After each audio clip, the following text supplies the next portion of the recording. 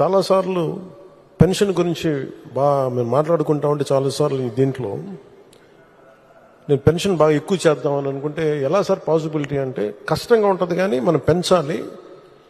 ఆయనకున్న ఆకాంక్ష కూడా ఏంటంటే సంపద కొద్ది మంది దగ్గర ఉండిపోకూడదు, అవి తిరుగుబాట్లు వస్తాయి.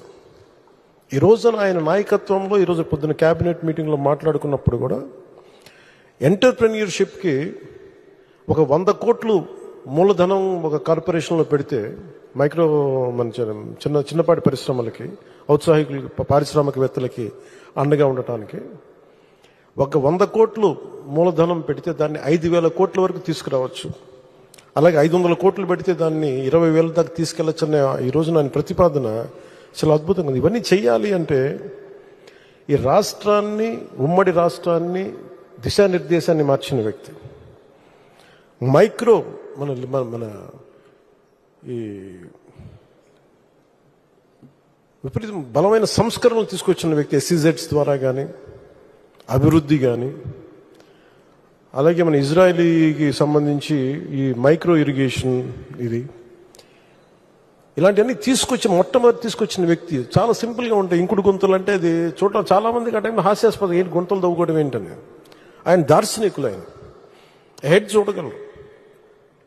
దానికి చాలామంది మేధావులతో మాట్లాడాలి. అలాంటి మేధావులతో కూర్చొని వాళ్ళని అర్థం చేసుకొని తనతో పాటు సహచరులు ఒప్పించి ఈ రోజున ఒక ఇంకుడు గుంతలు అనేది మనకి మన ఇంటి నిర్మాణంలో ఒక భాగం అయిపోయింది. ఇలాంటి ఎన్ని తీసుకున్నా, చిన్నది పెద్దది ఎన్ని తీసుకున్నా అనునిత్యం నన్ను ఆశ్చర్యపరుస్తూనే ఉంటారు ఆయన. ఎప్పుడు చూసినా ఒకటి అనిపిస్తే ఈ నుంచి ఎంత నేర్చుకోగలం మనం, ఎంత ఆయనకి పక్కన ఉండి చేదోడు వాదోడుగా ఉండగలం. నాకు ఇదే తలంపు ఉంటుంది. అలాంటి పెన్షన్లు కూడా ఎలా పెంచగలం అంటే మనం పెంచుదాం, నాకు ఒక అవగాహన ఉందని. అది అడ్మినిస్ట్రేషన్లో కాకలు తేలిపోయి మునిగి తేలిన వ్యక్తికి అర్థమవుతుంది. మంచి మనసు ఉండొచ్చు, చెయ్యాలన్న తపన ఉండొచ్చేమో, కానీ దానికి తగ్గ అవసరమైన ప్రతిభ లేనప్పుడు, అనుభవం లేనప్పుడు, మనుషుల్ని కలుపుకెళ్ళగలిగే సమర్థత లేనప్పుడు అది ఎవరి వల్ల కష్టం అవుతుంది. అలాంటిది ఆయన అద్భుతంగా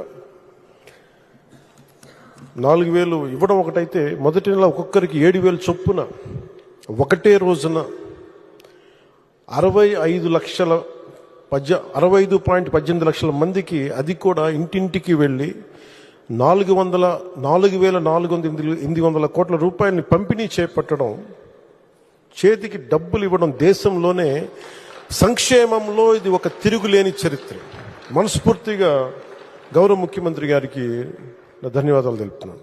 వైసీపీ వ్యతిరేక ఓటుని చీలనివ్వం అని ఒక ప్రతిపాదన చేసినప్పుడు దాని వెనక తెలివితేటలు కానీ వ్యూహాలు కానీ ఏమి లేవు. ఒకటే ఒక లక్షణం ఏంటంటే లోపల గుండెల్లో రాష్ట్రం బాగుండాలి, విభజన దగ్గర నుంచి నలిగిపోతా వచ్చాం, బాగుండాలని ఒక్క బలీయమైన కోరిక తప్ప ఇంకేం లేదు దాని వెనక.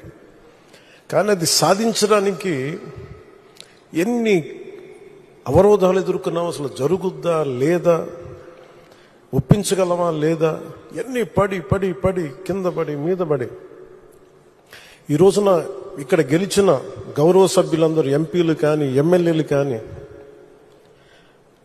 అద్భుతమైన మెజారిటీతో గెలిచారంటే వైసీపీ వ్యతిరేక ఓటును చీలనివ్వకూడదని ఒక్క ఆకాంక్ష, ఒక్క బలమైన నమ్మకం, చంద్రబాబు గారి నాయకత్వం, సమర్థత, ఈ దేశాన్ని 3వసారి ప్రధానమంత్రిగా పగ్గాలు చేపట్టి ముందుకు తీసుకెళ్తున్న నరేంద్ర మోదీ గారి నాయకత్వాన, పురంధేశ్వరి ఆయన దిశానిర్దేశంతో, పురంధేశ్వరి గారి నాయకత్వంతో, తెలుగుదేశం నాయకులని చాలాసార్లు చెప్పాను, వాళ్ళందరి సమిష్టి కృషితోటి ఒక అద్భుతమైన విజయాన్ని సాధించాం. నాకు చాలాసార్లు అనిపించేది, ప్రతిసారి ఏం చెప్పాను, రోడ్ల మీదకి వెళ్తున్నప్పుడు మీరు గెలవరండి, ఇప్పుడున్న వైసీపీ గెలుస్తుంది, మీరు గెలవరు. ప్రతిరోజు బయట వాళ్ళు ఎవరు చెప్పేవాళ్ళు, మనతో పాటు పక్కన ఉండేవాళ్ళు చెప్పేవాళ్ళు మాట. అసలు నమ్మకం ఉన్నది ఎవరికి అంటే, అసలు చెక్కు చెదరని గెలుస్తున్నాం, కొడుతున్నాం, నెగిటివ్ థాటే ఉండకూడదు, 170కి 160 కొట్టాలన్న మొదటి రోజు నుంచి చెప్పింది శ్రీ నారా చంద్రబాబు నాయుడు గారు చెప్పారన్నమాట. మనం అనుకుంటున్నాం, చేస్తున్నాం. చాలా జాగ్రత్తగా ఉంటారు, వ్యూహాలు ఉంటాయి, అన్నీ ఉంటాయి. కానీ ఎక్కడా కూడా ఆయన దగ్గర నుంచి నేను నేర్చుకుంది కించిత్తు అధైర్యం లేదు, భయం లేదు ఆయన దగ్గర.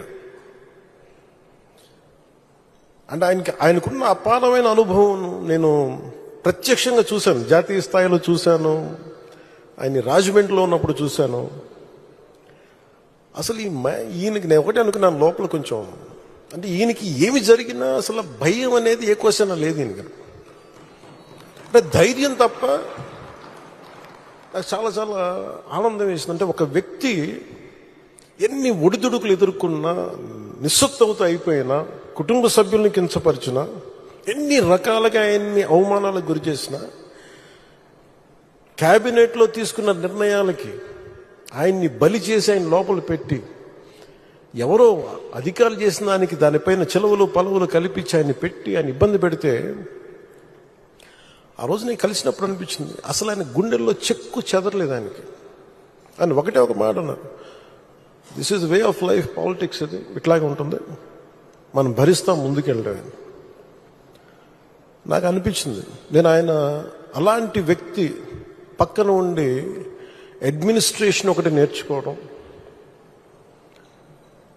కష్ట సమయంలో అసలు ఎలా ఆయన్ని చూసి నేర్చుకోవాలి. ఒడిదుడుకులు, పొలిటికల్ ప్రాసెస్ ఒడిదుడుకులు ఉంటుంది.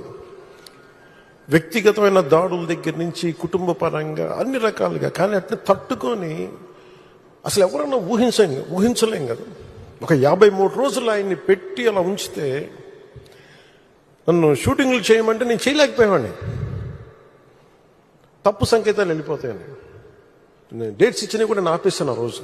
ఎందుకంటే ఆయన అంత సఫర్ అవుతా అని ఉంటే నేను బయటికి వెళ్ళి షూటింగ్ చేయడం కూడా నాకు ఇబ్బంది అనిపించేసింది. నా ప్రొడ్యూసర్ చెప్పాను, 2 చేతులు క్షమించమని చెప్పాను ఆ రోజున. తప్పట్లేదు, నాకు రాష్ట్ర ప్రజల కోసం మారాలి ప్రభుత్వం, అందుకని చేస్తాను, దయచేసి మీరు అర్థం చేసుకోండి అని. అంత నేను చేయగలిగానంటే ఆయన తట్టుకున్న విధానం నన్ను కూడా ఎంతో కొంత ఒక చేయూతనిచ్చేలా చేసింది. నా స్వార్థం వల్ల వ్యక్తిగతంగా నేను ఎదిగిపోవాలి, నా కోరికల్లో రాష్ట్రం విభజన జరిగినప్పటి నుంచి ఈ రోజుకి మనం నలిగిపోతా ఉన్నాం. మనకి తెలంగాణలో మనం దాదాపు 3వ వంతున్నాం అభివృద్ధిలో. సంతోషం, మన తోటి తెలుగు రాష్ట్రం ఆనందం. మనం పోటీ పడాలి, ఎదగాలి అంటే అనుభవం, పొలిటికల్ ప్రాసెస్లో అనుభవం ఒకటి చాలా చాలా కీలకమైనది.